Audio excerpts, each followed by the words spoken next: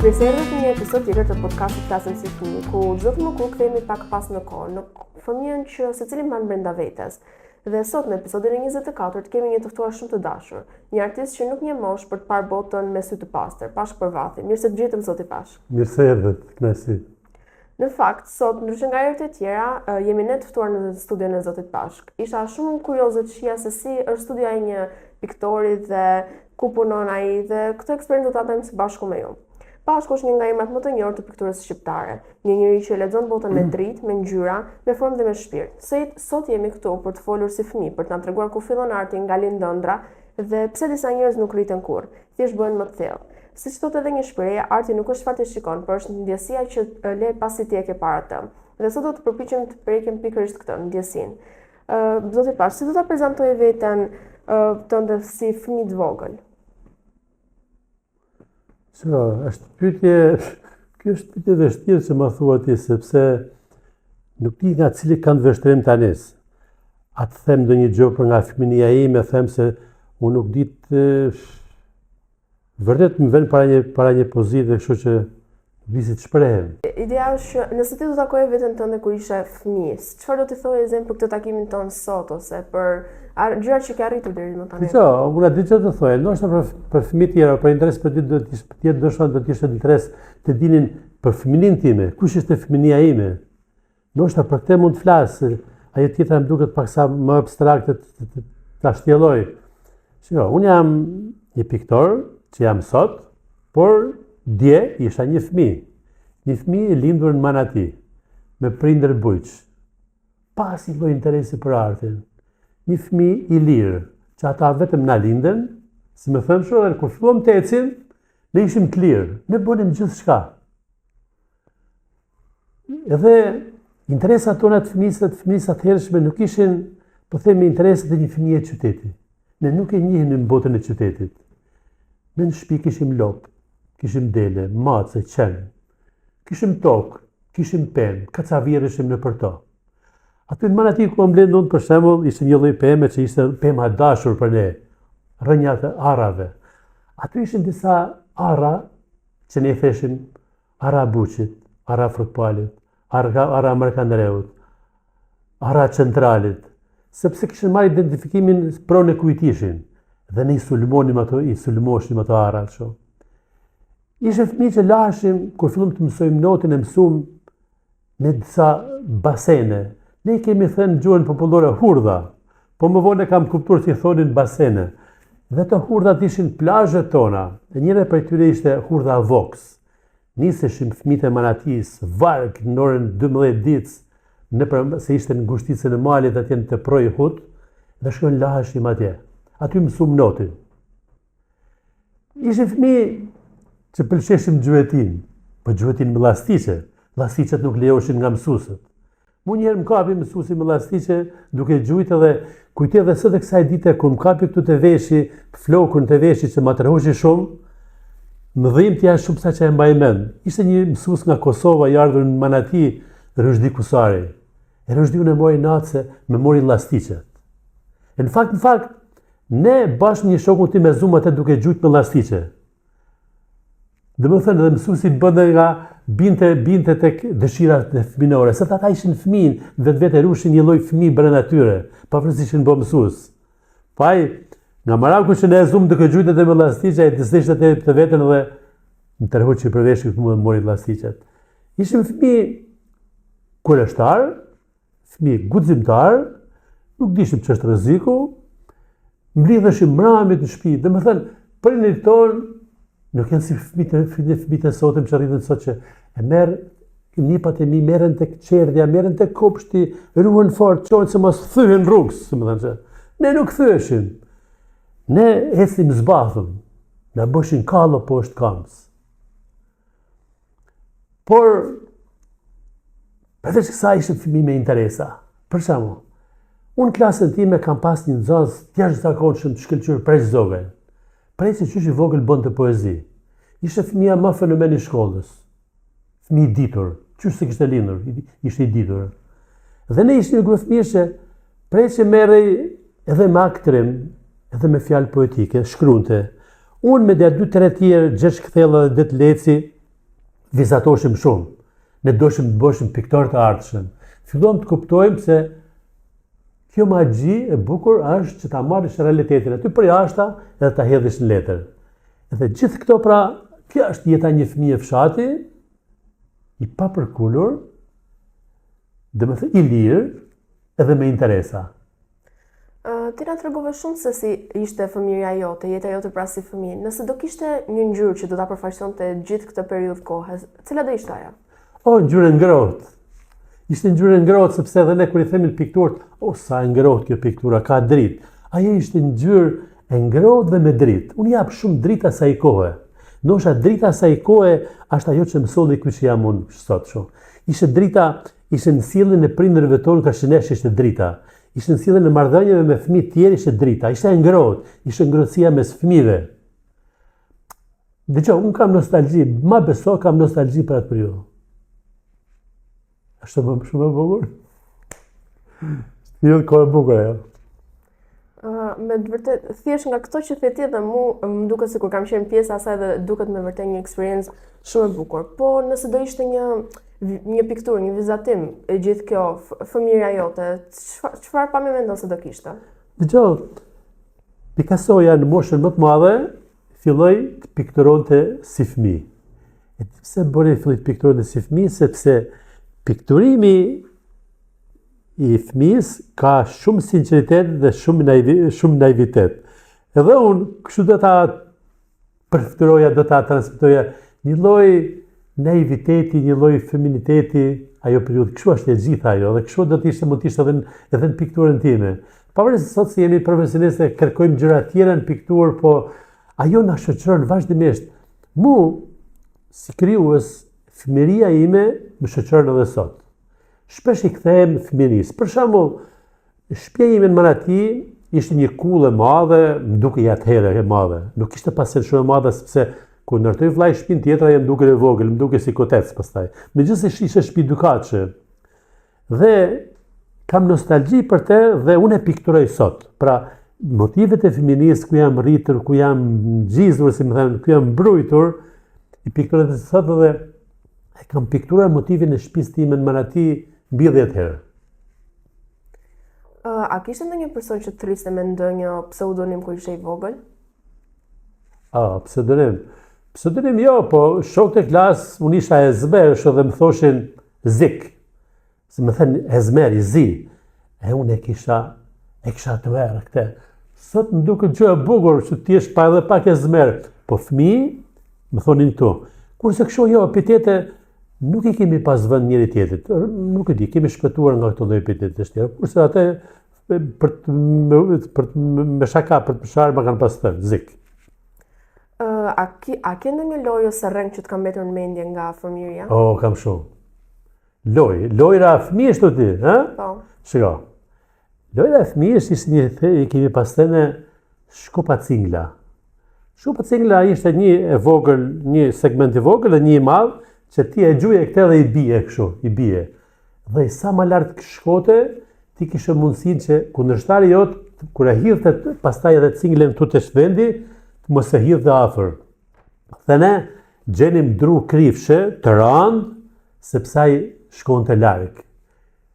Kjo ka qenë shkopa cingla, ka qenë loja kryesore në fëmijëve. Po kemi luajtur ku ka fshehta, kemi luajtur një lojë shtoku, ishte një lloj shtoku që bënte rolin e pistonit, kështu që e hidhte përsaçmen e përdorshim kokriset e dllinjave.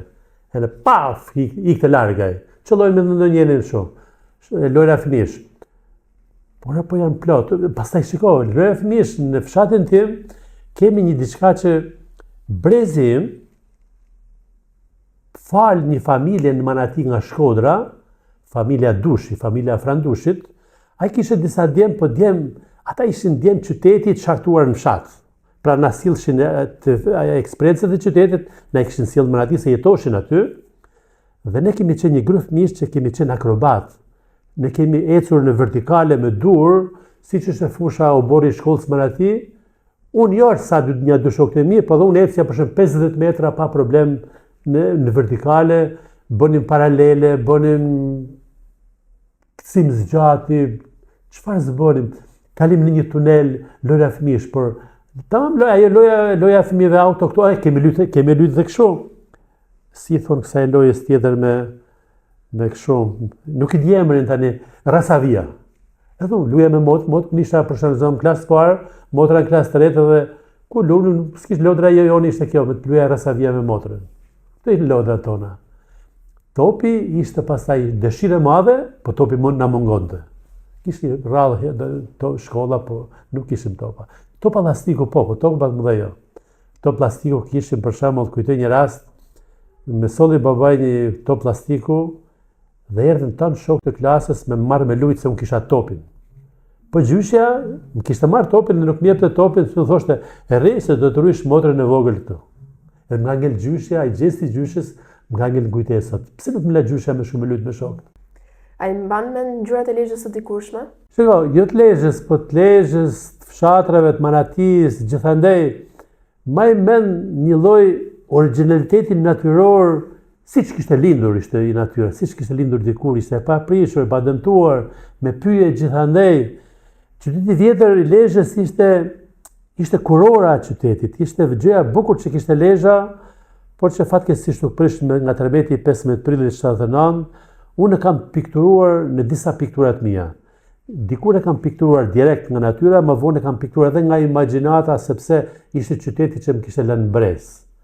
Ai ishte qyteti ngrohtë, me një arkitekturë, po themi, dy kaqe, jo me godinat më dha, karakteristike, i kishte një rrugë karakteristike, arkitekturë otomane, po e themi si që është Berati, si që është Gjirokastra, por ka qenë natyra e paprekur. Ajo është gjëja më e bukur që më ka lënë brez, dhe unë sot, kur pikturoj, nuk pikturoj shumë në Lezhën e sotshme, po ik në ato vende që janë larg Lezhës, që njeriu nuk i ka dëmtuar, edhe ato gjenden në zonat e maleve, në male, ku dura njeriu nuk i ka prekur, ato zbritën poshtë, por Lezhë sot nuk është më ajo.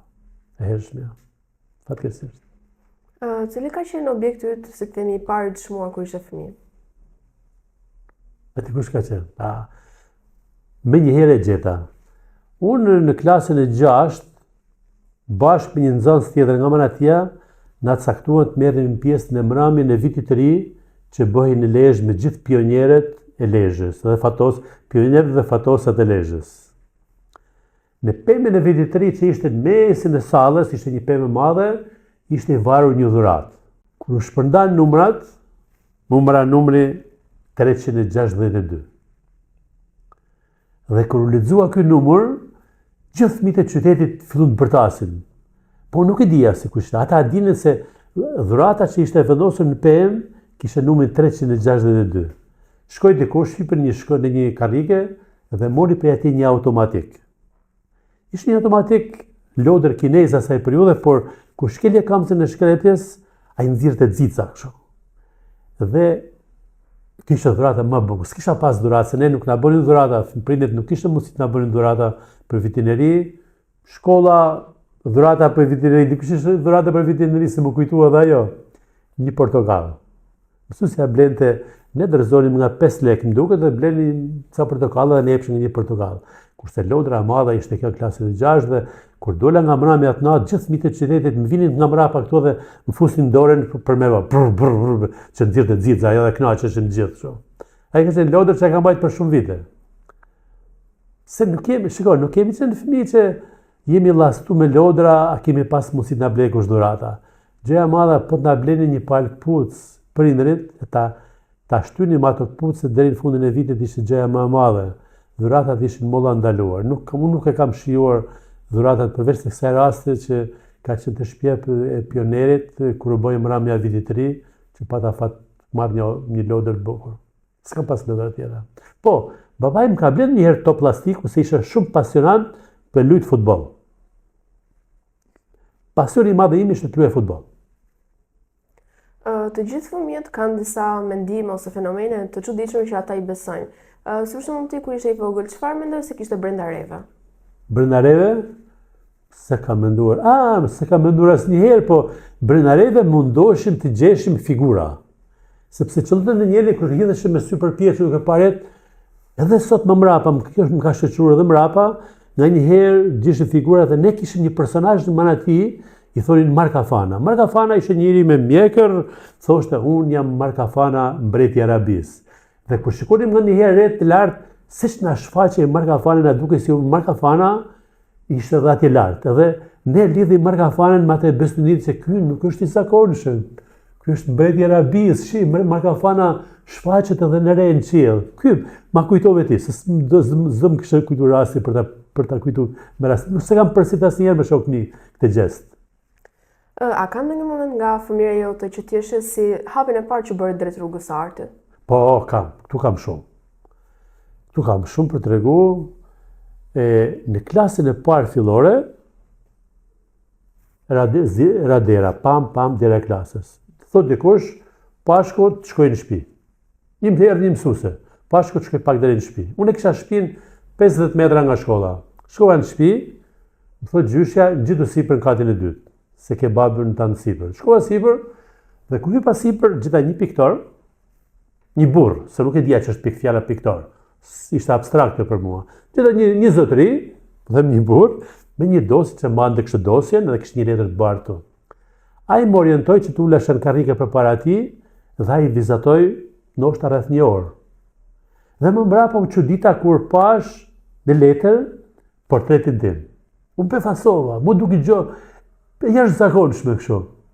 Por i tha mbaj mend që i pata thënë atij, më ke nxjerr sikur fërshëlleja. Se kështu tha ishte aty, kështu ishte. Nëse babai mori dhe e vuri në mur. Të nesërmen unë përpiqesha të imitoja këtë piktorin, merja letra fletore dhe mundohesha të bësha gjyshen, bëja motrën e vogël, u lidha me këtë dhe isha i orientuar vetëm të merresha me këtë lloj gjëje, sepse e kisha marrë injeksionin e kisha marrë nga ky piktori. Pastaj që kam dalluar mbi të tjerët, ka qenë në klasën e 4. Unë isha në një spital në Shkodër, se s'kishte spitalezh atëherë për smundje infektive dhe atje bëra një parë letra spathi dhe ku erdhi koha me Bojan Çupker, unë i bëra me lehtësinë më të madhe. Sa që kur e pa në dhoma e burrave, thanë, na i bëj edhe ne.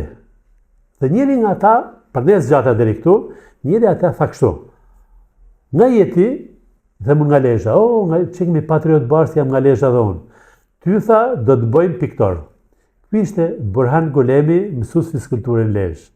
Pastaj ka qenë më mbrapa, bëm ekspozitë në Manati në 8 vjeçare, e merresh unë dhe 2 shokët e mi, pra një Gjergj Kthella dhe Det Leci, ishim 3 vjet që vizatonim me që nga klasa 5, në të 3 i prezantonim njëri tjetrit vizatimet që bëshim. Pra kemi qenë non-stop të lidhur me këtë gjë që në moshë të vogël. A ke një kujtim nga vizatimi i parë të themi serioz ose? Jo, kam një kujtim tjetër. Në klasën e 2 kishim një vizatim që edhe kur kam dalur mësues, ajo lloj teme ishte jo lloj teme mësimi, motive florale me lule dhe gjethe. Ishte një temë mësimi. Ajo ka qenë edhe kur kam dalur mësues.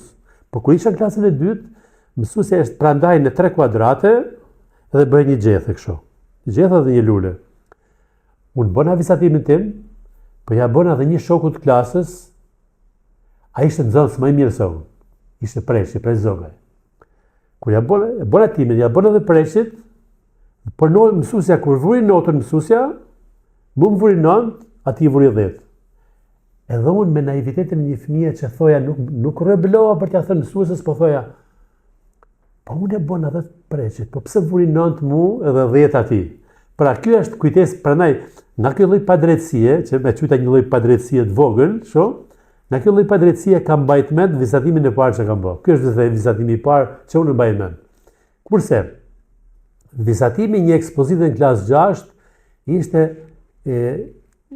kopjimi një kopertine të revistës Ylli, ku ishin 2 partizan. Ishte një kopertinë e vizatuar me 2 partizan, dhe unë i pata vizatuar të 2 dhe mësuesi i vurin në këtë ekspozitën e shkollës. Ky quhej si vizatimi më zyrtar. Kurse injeksionia i pari ishte fëmiror. A mendon se një artist, një piktor, ka një marrëdhënie ndryshe me ngjyrat se personat e tjerë? Po sigurisht që po. Unë, kur eci rrugës, unë e shoh realitetin, shoh atë jeshilën atje, e shoh marrëdhënien e jeshilës me atë gurë të ngjyrë gri që mund t'i bien, me drithijet e diellit, për shembull edhe pemet kur jashtë nga drita është e ngrohtë, nga hija është e ftohtë. Unë këtë rrugtim e kam të përditshëm. Të përditshëm e të pandarë ku eci, unë kështu e shoh. Gjithçka e shoh në interesin e punës që mund të bëj nesër, mund të vlej nesër. Edhe sot për shembull isha deri në Zejmen dhe pash një re të bukur nga Kruja që ishte një re. Dhe ndalova dhe e përjetova si re dhe i bëra edhe një foto që ta kem. Është bashkëlltare. Natyra është bashkëlltare në rrugtimin tim. Po përsa i përket perceptimit të botës, a mendon se një piktor ishte gjëra të ndryshme si për shembull nga një muzikant ose nga një doktor? Shiko, me muzikantën në besoj që me doktorin nuk di them, po me muzikantën janë shumë të përbashkëta sepse edhe kur dëgjon Vivaldin, muzikën e Vivaldit për shembull, katër stinet, ti duket sikur je në vjeshtë. Si një marrëdhënie, një muzikanti që edhe ka titulluar katër stinet atë kompozimin e tij dhe me vjeshtën e sotshme, të duket sikur është e njëjta gjë. Pra është kompozitori që bën muzikë. Edhe poetët. Piktura është një poezi me ngjyra. Muzika, po themi, është një tingull me ngjyra. Është e njëjta gjë, është një marrëdhënie, kurse me mjeku nuk di të them. Çfarë ngjyre kishte si themi bota jote emocionale kur ishe fëmijë? Nuk e kam menduar kur. Është një pyetje që nuk di të përgjigjem sepse caku jon i njohurive, i diturive, i interesave ishte paksa i ngushtuar. Një fëmijë që bëte gjithë fshati, e di çfarë kishte? Kishte vetëm lirinë. Liria ka qenë pa kufi. Një fëmijë fshati i atyre kohëve kishte liri pa kufi. Unë mund t'ika nga shtëpia, mund të vija edhe në Lezhë, mund të vija edhe në fshat tjetër, pa e thënë familjes dhe darkë mbledheshim në shtëpi. Natyra ishte, domethënë, i mbledhte Zoti si themi ne, gjithë mbledheshin darkë në shtëpi dhe kaq më thonë prindërit. Ata na kishin lindur, na kishin lënë në tokë, si më thënë shoh, dhe na kishin thënë ecni vetë jo. Dhe ndoshta ai lloj lirie na ka bërë mirë për të qenë jetë penguar gjatë jetës tonë. Kemi qenë çliruar, siç vazhdojmë të jemi thënë mbes edhe sot. A ka pasur ndonjë ngjyrë që të ka frikësuar? Aso kohë, edhe këte, aso kohë se ka menduar kur, po ngjyra e errët e ka fiksuar gjithmonë nata. Nata ka qenë, domethënë, nata, po them nata, ngjyra e natës, nata. E errta e natës. Ai nuk është e zezë, është një errët që në si thimin në ultramarin edhe në kështu errët, kështu me pak gri, po kjo po them. Kurse kujtoj tek ngjyrat asaj kohe ngjoj mbaj me një zog. Brapa shtëpisë time ishte një zog, me që po flasim për ngjyrat, që vinte fluturonte roz me ujë. Kishim një vijë kulluesi mes shtëpisë time dhe të preçit, ishte një kanal i vogël që vinte nga Gurkeqja, po ishte një zog që gjatë, unë e kam parë radhë. Në jetën time kam parë vetëm ty kanal, ose kam parë ndonjë libër që flet për zoologji dhe kështu. Ai kishte në shtëpinë tij kishte një flet, ne i themi ngjyrë kobalt. Ngjyrë kobalt është një blu e ndritshme dhe përbri kishte një portokalli të ndritshme dhe kishte një të bardhë të ndritshme. E kishte bën natyra, kishte bën Zoti, një çudi. Pra ngjyrat aty më kanë bërë përshtypje mua. Ajo është që kishin bërë përshtypje. Kur shikon një fytyrë, çfarë është detaj i parë që t'i vëre? Karakteri. Mund të jetë shumë i bukur për të parë, por nuk është për të pikturu. Të ketë karakter. Ka që një shoku im, edhe një mësuesi im, dikur, kur ne u bëma asaj kolegë, kështu ai kishte qejf ta pikturoja, apo kur e shikoja unë, ai ishte i luciduar, ishte i lëmuar, mua nuk më duaj, edhe e pata refuzu me shumë me mjeshtri disa herë për të mos ia bërë portretin. Unë pëlqen Romët për shembull, Romët, ngjyra e rreshkët e Romëve, karakteri i tyre se si janë. Romë pëlqen shumë. Djali juaj është gjithashtu një piktor me famë. Si do ta përshkruaj këtë trashëgimi artistike? Është bukur kur ndodh. Është shumë e bukur sepse secili nga edhe në profesione të tjera shpesh herë prindit i projektojnë profesione të tjera përpiqen ta projektojnë tek pasardhësi. Djalim vizatonte shumë kur ishte 5 vjeç, 6 vjeç dhe 7 vjeç. Dhe pastaj stop. Nuk u morë më. Unë nuk i thash vizado, dhe ajo kujtu që të rivizatonte në klasën e 8, ku erdhi njërë studion time dhe tha, du me marrë me kopju këtë pikturën.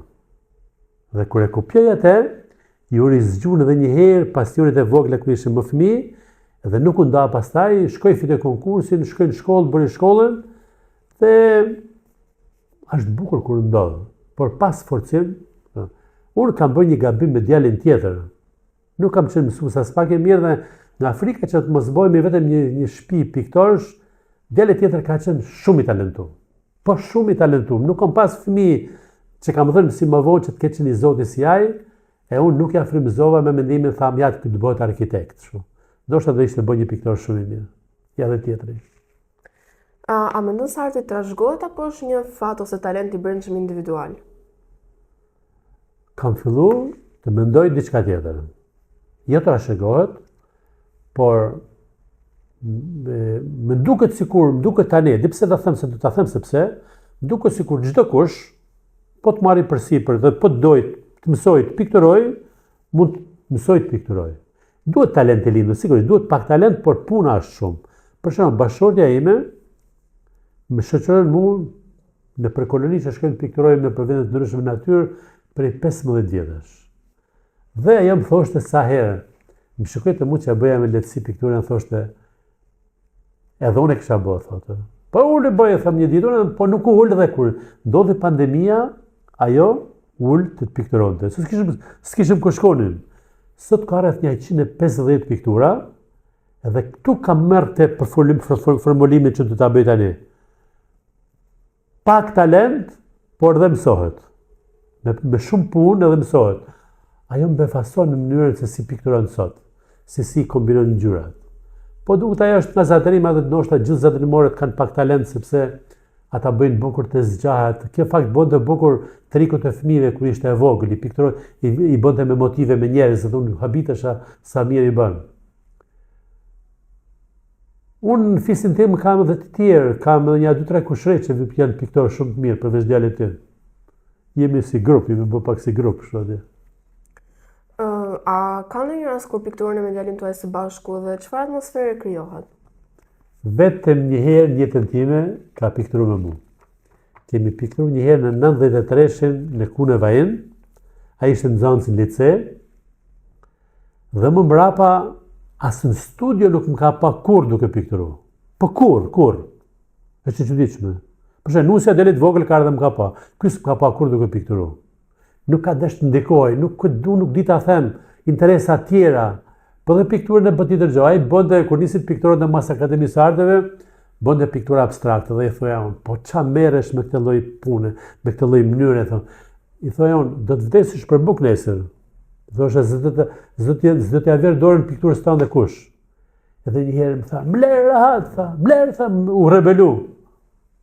Stop, thashun, s'tem më. Ai kishte drejt, unë kisha gabim. Ai zgjodhi një rrugë, ai kishte perceptuar, kishte e krijuar në mendjen e tij një lloj rrugtimi që ishte i fshehtë, nuk ishte shfaqur akoma. E unë po insistoja që ai pikturonte natyrën. Ai është një piktor abstrakt sot, po them mbretësin e tij mund të jetë më i miri në Shqipëri. Edhe më bën shumë krenar. Kam shumë, më kënaqte, më ka bush me atë çfarë bën. Është shumë i Zotit. Por e bën dhe bukur, është profesional. Ka marrë pjesë në shumë ekspozita jashtë Shqipërisë. Edhe në Shqipëri edhe është. Ka një galeri të vetë në Tiranë, jeton si piktor. A mendon se ky interes i përbashkët që keni me të ju a ka forcuar marrëdhënien mes njëri tjetrit? Na ka forcuar, na ka distancuar. Se shpesh herë nuk na ka distancuar, po polemizojmë. Për shembull, ai më dërgon, bëj një ndonjë pikturë, ma dërgon mua në telefon. Edhe unë i bëj vretje. Edhe ai nuk i pranon vretin. Po pse më dërgon, më zotëri them unë, pse më dërgon? Mos më dërgo pra, kur ti a ma dërgove që të marrësh mendimin tim. I këtij rastet e rambës përplasjes. Për gjëra tjera pastaj si bën një baba me fëmijën e tij, nuk ka është fëmijë që gjithmonë një lloj, si atë që është piktor, si atë që është piktor. A mendon se një njeri me talent dhe pasion mund të bëhet një artist i njohur në Shqipëri në të ardhmen? Sigurisht që po. Dhe po nuk punoj. Ta ketë talentin e gjithë botës ta ketë, po nuk punoj, nuk bësh kur as i Zoti, as i famshëm, as i të lesh një gjurmë mrapa. Ka pasi një futbollist i dikur i Vllaznisë, bëndej që Bërshemi kishte emrin, thonin, ai është talent i madh, po nuk punon, nuk bën të stërvitje. Kështu është edhe në art, është kudo, don shumë punë. Unë nga jeta ime, unë nuk e kam bën me zor. Unë jam sakrifikuar nga shumë gjëra tjera për të marrë me këtë punë, po kjo atë tjetër nuk e kam vënë para kësaj, kjo që bëjon duket gjëja më mirë që bëjmë këtë botë. Edhe kjo më ka këtu, pa arktimin unë kam gjetë tek pikturimi dhe kam piktura shumë. Ndoshta edhe unë jam frut një pune të madhe, sepse unë kur jam shkolluar, nuk jam shkolluar për një herë me të tjerët, jam shkolluar mbrapa moshatarëve të mirë për shkollën e lartë, arsyet të atëhershme, por kam punuar për të kap kohën në humbur. Kam punuar shumë, edhe vazhdoj të punoj. Cili është elementi më i vështirë që mund të hasim një artisteri në vendin tonë? Shiko, edhe i riu, edhe i vjetri në Shqipëri është i braktisur. Këte ne, institucionet shtetërore, asë nuk i bjen në mend se ka piktor në këtë vend. Fare. Gjithçka e kemi bë vetë. Dhe edhe ky i riu, nëse do të eci, ta harroj shtetin, fatmirësisht ka mundësi me bë një shkollë dhe një akademi arti në Tiranë që e ka si gjithë tjerët student, dhe mbas asaj periudhe, ai duhet të shpejtoj vetë, ta mbaj me supet e tij dhe nuk kemi për kraj fare. Duhet punoj shumë. A mendon se publiku ose populli shqiptar vlerëson sa duhet artin vizual? Këtë po.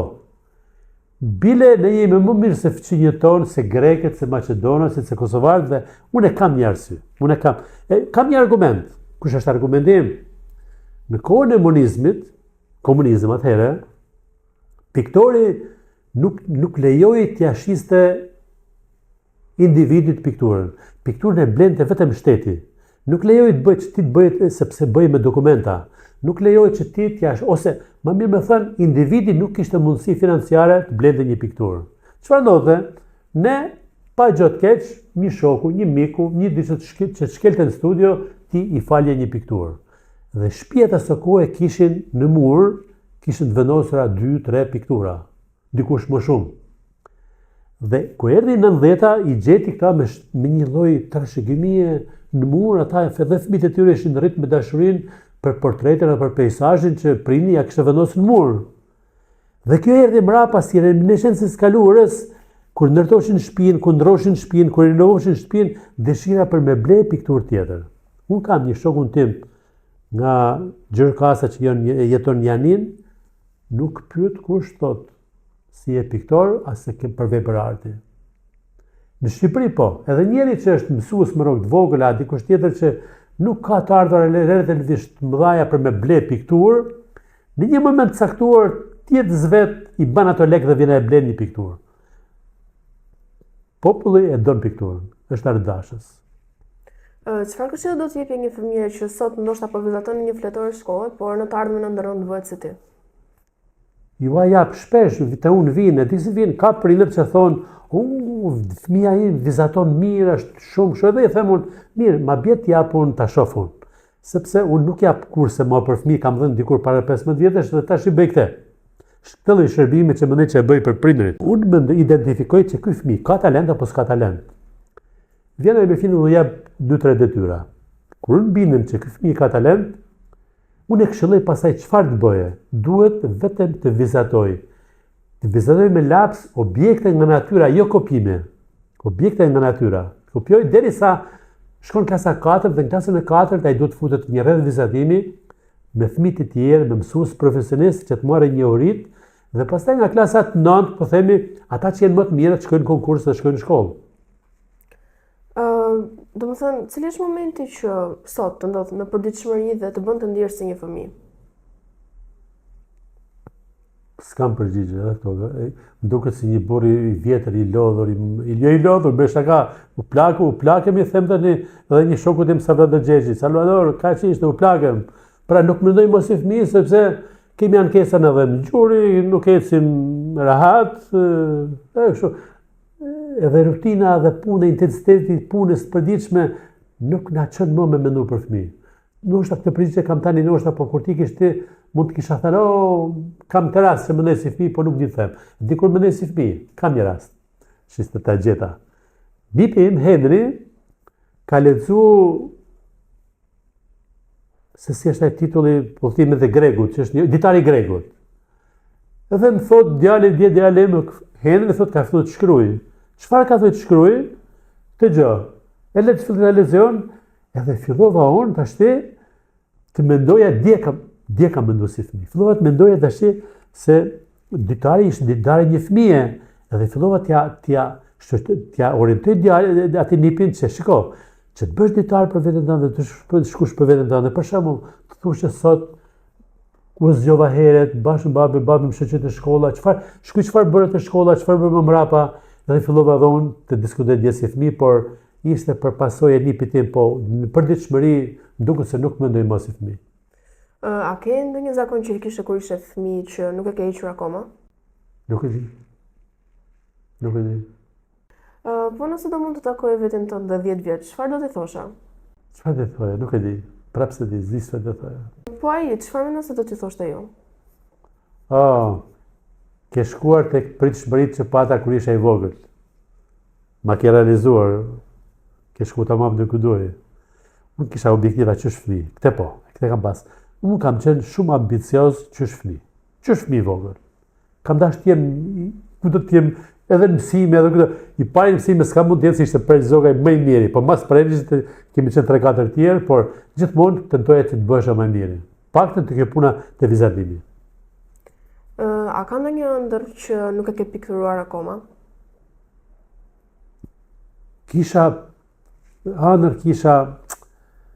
Shiko, kam realizuar një ëndër që unë kisha një portret nanës time, që duhet t'ja bëja edhe një herë, dhe kam bërë këtë vitë më duket sikur e kam realizuar. Kisha kohë që doja ta bëja. Kemi disa motive në që na mesin kokë, na sërullatën në për kokë që flejnë me ne, zgjohen me ne, udhtojnë me ne dhe pastaj vjen një moment që t'je nxjerr. Her pas here dalin, për shembull realizimi i portretit nënës ishte realizimi një ëndër kështu. Tani po bëjte, e kam një diçka tjetër. Ju erdhët më gjetet një moment që unë po punoja. Më gjetet duke punu poshtë, aty ku më gjetet ju unë po bëj një galeri arti. Dhe ajo tash as një muaj nuk ka, mas një muaj, shumë një muaj do t'inaugurohet. Ajo është ëndra ime e Safuti, që 35 vjet. Që në 90 e kam të lloj ëndre. Kam mbrojtur pikturat e mia më të mira qatë herë. Dhe tani po bëj realitet të bëj një super galeri. Ajo është, domethënë, bumi i ëndrave të mia. Duket sikur jetoj vetëm për atë. Të uroj suksese zoti Pash me galerinë tënde dhe me zë po presim ta përfundosh. Faleminderit, po më ke pyetje që si përgjigjesh ato. Vurem para përgjithësisë. Po të flasësh si fëmijë nuk është gjithmonë e thjeshtë. Sepse na ka ikur fëmiria. Na ka ikur fëmiria për punët që kemi dalë, se gjithçka e patëm i supet tona prandaj. Falenderoj shumë që pranove të flasësh me ne. Bile, jo si fëmijë, por ne u burruam herët. Jemi burruar herët. Jo si fëmijët e sotshëm. Faleminderit ty. Kishe pyetje me shumë interes. Por isha unë, ndoshta nuk isha unë ditën më të mirë timen për të folur, sepse po merresh edhe punë tjera. Më gjetet çfarë bëja. Falenderoj shumë. Faleminderit edhe një herë zoti Pash, ishte me të vërtetë një intervistë frymëzuese. Bota ka nevojë për art dhe jo sepse arti jep përgjigje jetës, por sepse e bën pyetjen ose dilemat që ke më të bukura. Ju faleminderit që na ndoqët në episodin e 24 të Flasim si fëmijë dhe le të shihemi sërish në çdo të mërkur në orën 6 në aktualistë vëdën e YouTube. Ju pafshim.